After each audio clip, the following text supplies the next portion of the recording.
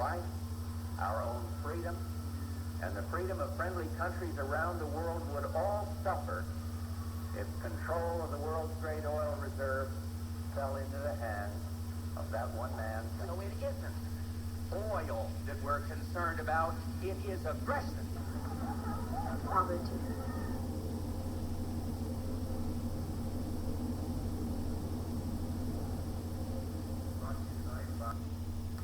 And the graciousness of a band called Scarlet Wood. Tonight, Jeff Smith will continue his Part 3 series on the environment. Jeff Danielski will reveal the true name of PBS. We'll see a broadcast of a drug tape brought to us from the Christic Institute of Alfred McCoy. Our friend Richa will be in to do Corporate Demon. Jeff Smith will do a story on BCCI, and then we'll wrap up the show. So, Jeff, the rest of your story. Thanks. Tonight is the final segment in a three-part series on major contributors to ecological destruction here in the United States. So far, we've talked about the timber industry, the beef industry. Tonight, I would like to talk about killing roads. Rarely do people, environmentalists included, talk about the effects of roads and combustible vehicles in this country. But it is arguable that roads, cars, and all other combustible demons are at the forefront of ecological destruction. One only needs to remember the Exxon Valdez oil spill as a graphic example of the destructive power of a fossil fuel-based society. One could spend talking about the evils of cars. We don't have that time, but I can assure you that Days of Our Lives staff will divulge lots of information in the future on car companies in our corporate demon segments. I want to talk primarily about what cars and roads do to non-human life, since that is a view rarely discussed. We know that emissions from cars, such as carbon monoxide and other oxides, contribute to acid rain, air pollution, and global warming, all of which destroy non-human life. A more visible example of this devastation is in road kills. The Humane Society estimates that animals are killed every day on the road. This chart that's on the screen now shows continuous increase in black bear killings in Florida from 1976 to 1987. Clearly an indication that as traffic increases, so do road kills. In fact, on and off-road vehicles contribute to nearly 25% of all species extinction when it comes to animals. A study done in Pennsylvania in 1985 showed that 26,180 deer and were killed by motor vehicles in 1 year. In recent years, some new studies have been conducted on the effects of off-road vehicles on the environment. Some of these effects are the following. Off-road vehicles pack down soil, causing greater soil erosion and destruction of habitat for smaller animals and plants. Also, many root systems are destroyed by raging tires, thus causing greater desertification. For every 20 miles that a motorcycle travels off-road, 1 acre of land is affected. For every 6 miles it travels, 1 acre of land is affected. After races have been conducted in the Mojave Desert, it has been observed that kangaroo mice are often distorted and more often than not are bleeding in their ears. Lastly, the roads themselves cause tremendous suffering for the natural world. At present, some 4 million miles of pavement smother our Earth. A road is a barrier to movement in wildlife. They interrupt the gene flow that is necessary to retain the genetic variation that fuels evolution. Also cause rapid water runoff, thus accelerating erosion and flooding in downslope areas. Herbicides and pesticides are used in highway maintenance to keep down weeds. This accounts for an amazing 25% of non-agricultural use of herbicides in this country. And these herbicides eventually get into our water table, affecting fish, bird, and insect life. We just don't realize the impact of roads on our natural world. For example, the Council on Environmental Quality estimates that 1 mile of interstate highway consumes up to 40 habitat. In Minnesota, it was reported that in the 1970s, 100,000 acres of wetlands were drained in order to construct just 1 new highway. Logging roads are even worse. About 10 acres of forest are cleared for each mile of road. In many instances, these are roads that taxpayers pay for. And according to one study done by Earth First, the Forest Service spends about $400 million tax dollars annually to construct roads, most of which are in wildlife areas. So if you're disgusted by this information, we here at Days of Lives would like to offer a few suggestions. You can lobby to have the construction of new roads halted, and even to have some old roads dug up.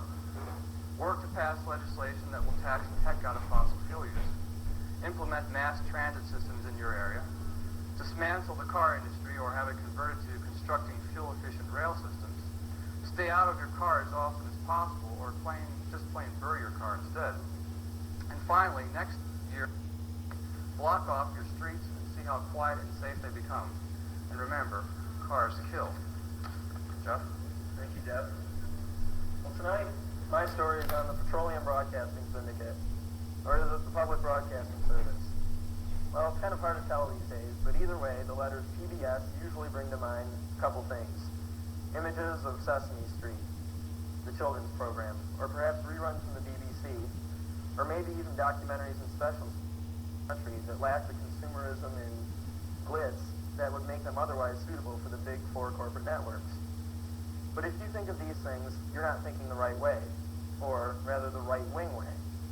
There has been a growing attack leveled against government funding for PBS by a slew of this nation's most well-known conservative Republicans, including George F. Will, whose column is carried by the Grand Rapids Press. George Will and the rest of the right-wing argument, as enunciated in the Grand Rapids Press, is this.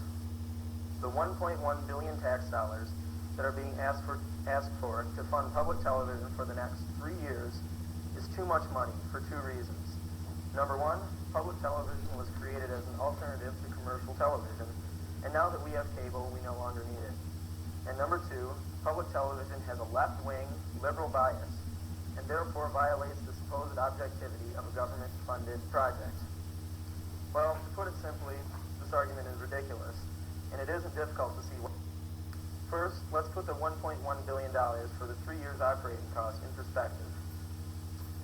If we deduct the $1.1 billion from the $4 billion in foreign aid that is sent to Israel every year, our Middle Eastern ally there could imprison or shoot about 28% fewer Palestinians than they do now, or drop about 28% fewer bombs on their Lebanese neighbors, in violation of international law, I might add. If we had deducted the $1.1 billion from the estimated $4.5 billion that the U.S. sent to El Salvador to kill 75,000 Salvadorans since 1980, only about 76% of those people, or around 55,000 people, might be dead today. And if we scrapped one B-2 bomber, priced at a little more than $1 billion, we could just about do it for 3 years of PBS. So when I look at the price that way, it's a price that I'm willing to pay. But the right-wingers, who like massive government spending as long as it's spent for warfare and not welfare, don't seem to get the picture. Number two, cable is not a viable to commercial television because it costs money to install and to maintain, and it is the programming on these stations is generally guided by the advertising dollar, just like on the big four networks. The public must have an alternative, and compared to Japan, which spends $14 per capita on public broadcasting, or Canada, with $23.60 per capita on public broadcasting, the U.S. government, spending 77 cents per capita, falls far behind the other industrialized nations. The last is by far the most ridiculous, that PBS has a left-wing liberal bias, and you only need to look at the PBS listings in your TV guide to figure that out. It must be stated that funding for PBS is divided just about equally between government grants, private contributions from individuals, and corporate funding, but it's important to note that corporate funding is the one that is really calling the shots. Many PBS stations air 3 programs every week hosted by the editors of the right-wing National Review magazine. These are William F. Buckley's Firing Line, John McLaughlin's One-on-One, and the McLaughlin Group. Notice that there are no programs hosted by the editors of the Progressive magazine or The Nation, because no corporate funders like Pepsi or GE are behind them, or Mobil Oil. Although most PBS stations have a written policy against airing programs which have been funded or produced by groups that have material interest in the subject matter, this rule doesn't apply to big business. Thus, the program Health Century is funded by Johnson & Johnson and the Pfizer Corporation, Wall Street Week is funded by the Prudential, and Adam Smith's Money World is funded by E.F. Hutton. But several years ago, when several labor unions offered to provide seed money for a series on the history of working people called Made in the USA, PBS warned that such funding would be grounds for refusing to carry the show. So, the argument was made that Free to Choose, a pro-free enterprise, received money from various corporations. PBS official responded by saying, "Business is much broader than labor is. Corporations put their profits into a wide variety of things. Labor unions, however, are only going to put money into something which they have a vested interest. So apparently this PBS representative doesn't watch their own programming. Even the supposedly centrist McNeil-Lehrer NewsHour was ranked as the most balanced network news show by the group Conservative Political Action Conference. This weekly program aimed at African Americans, Tony Brown's Journal, is hosted by a Republican. In the words of PBS Director of Corporate Support, Stephen Bass, quote, PBS is a different way for companies to get into the mind of the consumers. That's scary, and that they do. Even PBS Vice President Gary Chase admits, we have, quote, we have an imbalance in favor of right-wing commentators, unquote. So what is the conservatives' problem, you may ask?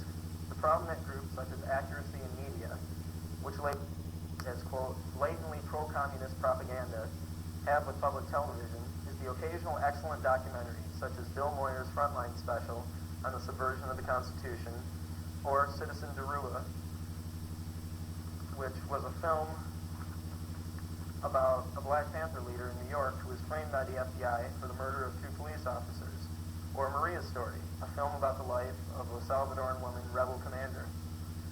These heretical departures from the corporate can't be tolerated, and so the conservatives would rather shut the whole station down than allow a few dissenting voices. There is no regular programming with a labor or left perspective, but nevertheless, PBS must continue to operate because it is the lesser of 2 evils. And the last I heard, the battle in the Senate became quite a problem for the conservatives because it was voted to continue with this $1.1 billion government funding for the next 3 years. That's it on my story, but right now I've announced, again, just like was announced last week, the drug conference that we here in Days of Our Lives are putting on. It's the Confronting Racism and the War on Drugs conference being held on Saturday, September 19th, 8:30 a.m. to 4 p.m. at Grace Christian Reformed Church, 110 Buckley Southeast, Grand Rapids, Michigan, 49503. And introduction for this conference, we'd like to show a video right now that was sent to us by the Christic Institute.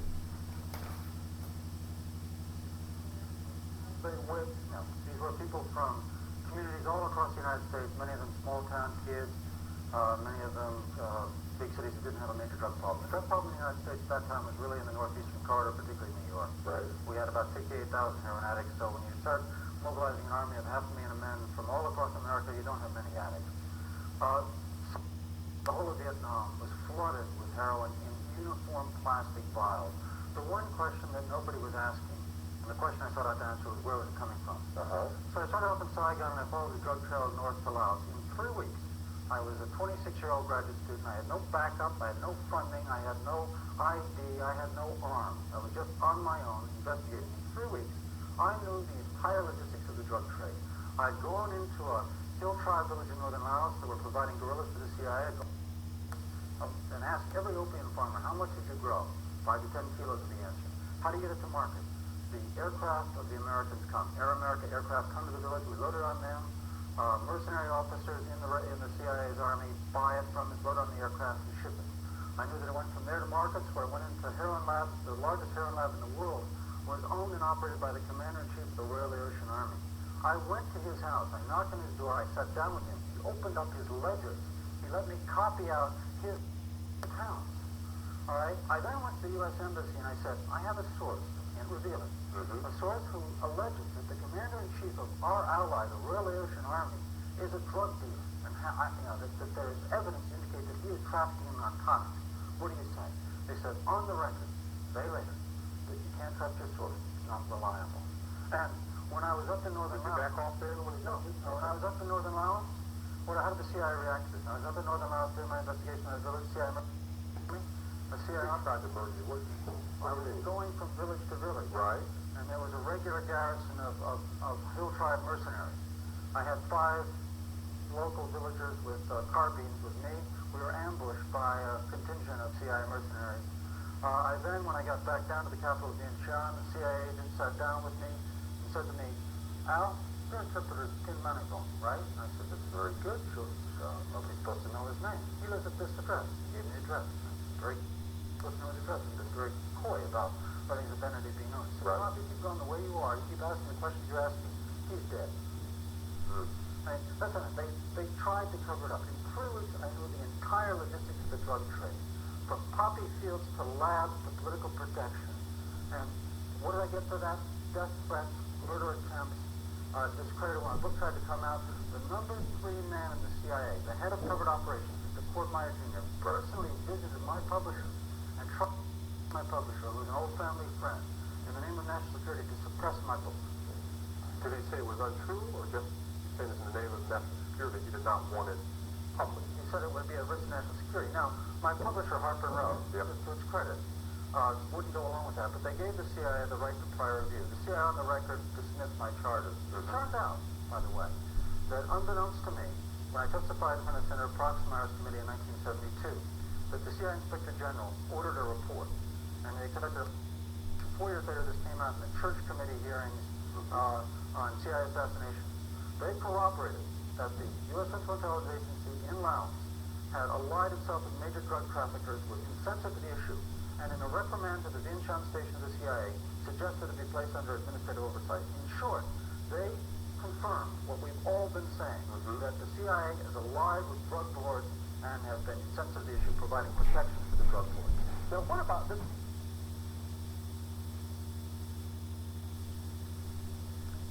Here's a definition from Funk and Wagnall's Standard Reference Encyclopedia. Parasite. Name applied to any organism living upon or within another living organism, plant or animal, and deriving part or all of its subsistence from its host without supplying anything to the host in return. In most cases, parasites cause damage to or disease of the host.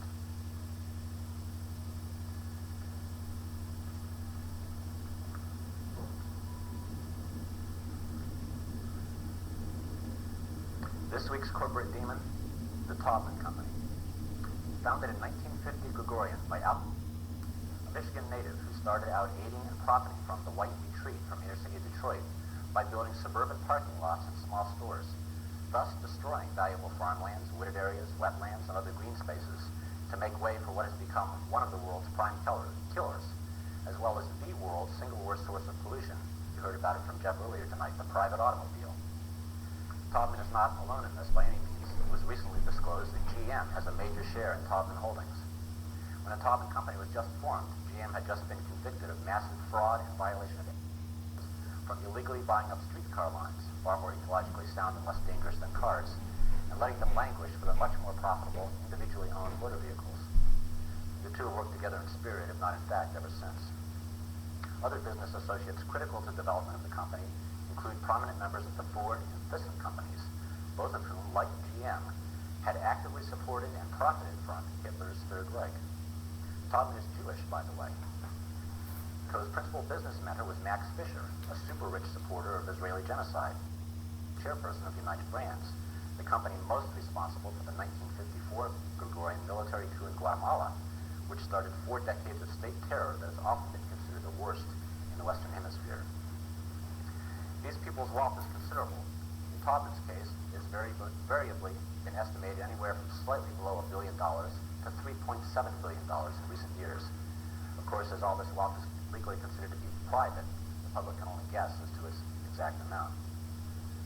Taubman has been involved in many speculative enterprises, real estate, but especially most of Taubman Company's holdings are in luxury market shopping malls all across the country, 22 of them, including Woodland Mall in Kentwood.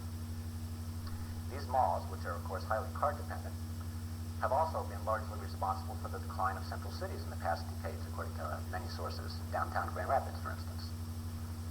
Interestingly, architect and planner Victor Grun, who led the development of the shopping mall concept, thought they would serve as an antidote to suburban sprawl. Grun believed cars were damaging the social fabric. Danielski, in the book The Malling of America, quoted Grun. For communities to work, they must provide places for people to be together face to face, not isolated in cars, housing tracts, and office buildings.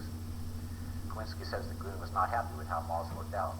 In Grun's final years, could practically disown the mall industry altogether. Grun died in 1980 Gregorian.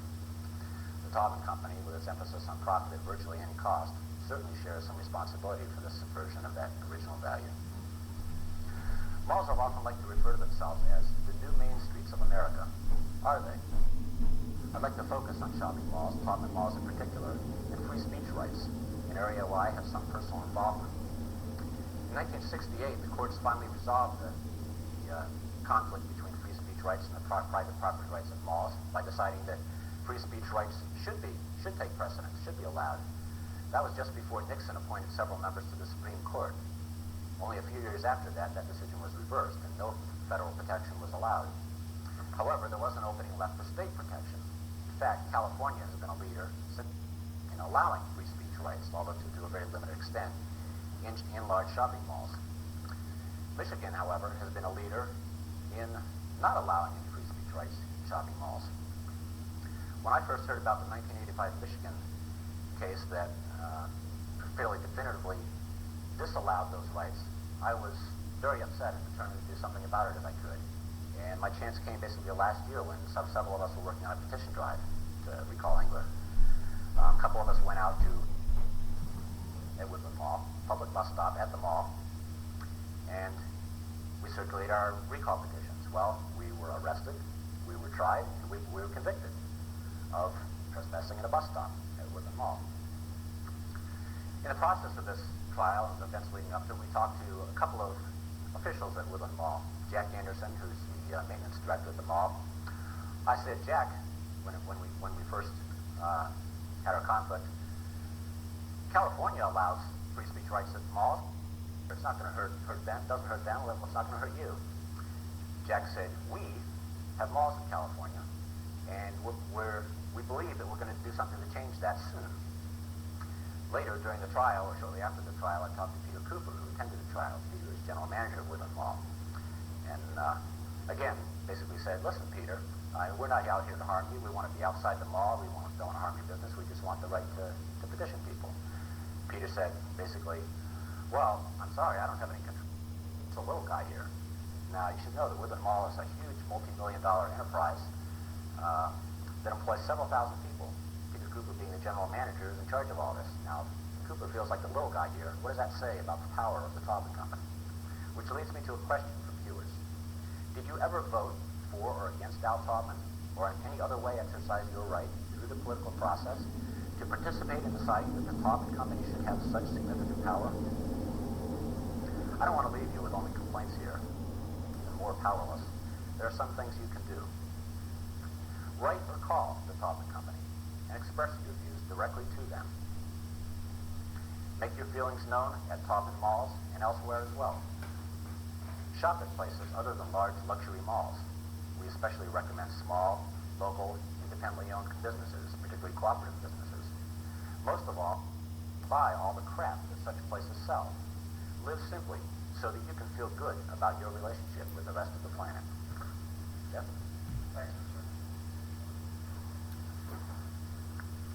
On July 27th, Grand Rapids Press ran an article entitled, quote, "For 10 years, federal agencies tipped about illegalities at the BCCI, the bank, Commerce International." A month earlier, the press also ran an article that said former War Secretary Clark Clifford and Robert Altman were indicted in the BCCI scandal. The press again showed its complicity and complete lawlessness by government officials and their shady friends. The articles never share information about current officials who have connections to the scandal, nor does it question the continual cover-up on the part of the present administration. It's quite possible that their omission of the truth is due to the fact that this is an election year. In January of 1990, the Harkin Energy Corporation was given exclusive rights to explore for gas and oil off the shore of the nation of Bahrain in the Persian Gulf. The board of directors of Harkin consists of two following men: Sheikh Abdullah Bakshish, a Saudi real estate tycoon and financier who has direct connections to the BCCI, and who is also an of Saudi Arabia, of a person in Saudi Arabia named Gaif Faroun, identified by the U.S. Federal Reserve Board as a frontman for the BCCI's secret acquisition of U.S. banks. Another board member of Harkin is George Bush Jr., the president's oldest son, who has a lengthy history in the oil business, just like Dad. On June 22nd, 1990, just 40 days before Iraq invaded Kuwait, George Jr. sold 2/3 of his stock in Harkin for $848,000, 200% profit. Now, how is it that George knew that offshore drilling near Bahrain was a bad investment? All of these shady deals were done through the BCCI, allowing Saudi sheiks and George Jr. to increase their wealth. And now the SEC, the Securities and Exchange Commission, requires that inside stock deals must be reported promptly. In George Jr.'s case, this would have been July 10th, 1990. He didn't file until the 1st of 1991, just after we stopped bombing Iraq back to the Stone Age. In spite of this SEC violation, George Bush Jr. has not been tried or indicted in any of the bank's fraud. Again, we see this utter contempt for the law on the part of wealthy politicians and their families. This same lawlessness occurs with the SNL scandal, which in the end will be paid for by the taxpayers if they submit to this insanity. The economic corruption that exists within the country's administration is an outrage, as well as its hypocrisy. How many of you remember President Bush's harsh words on TV after the LA rebellions? We'd like to show you a few cartoons that express Days of Our Life staff outrage. In this first cartoon, you see George Bush saying, "This wanton lawlessness mobs of kids running around, burning and looting their own neighborhoods. It's a national disgrace. We expect bigger and better things from our countrymen." The next frame says, "Now where were we, boys?"